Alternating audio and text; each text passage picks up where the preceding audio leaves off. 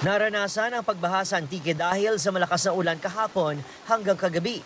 Sa bidyong ito, makikita ang mga sasakyan sa binabahang bahagi ng kalsada sa Barangay Poblasyon sa bayan ng Sibaste. May nangyari ring landslide sa naturang bayan.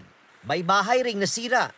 Natagalan naman bago makadaan sa kalsada sa Santo Rosario sa bayan ng Tibyao ang ilang sasakyan. Sa Barangay Bitas, Patnongon, naputol ang hanging bridge. Sa Barangay San Fernando, San Jose Antique, naramdaman ang malakas na hangin at matataas na alon.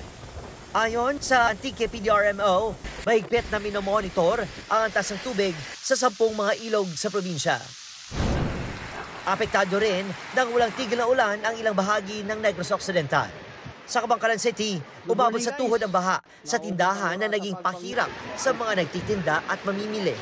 Ang kabaong na ito, pinagtulungang ilipat sa ligtas na lugar dahil pinasok ng baha ang bahay kung saan ito nakalamay.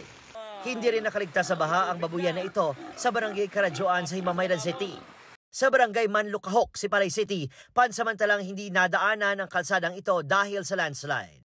Sa Talisay City, naghahanda rin ang ilang residente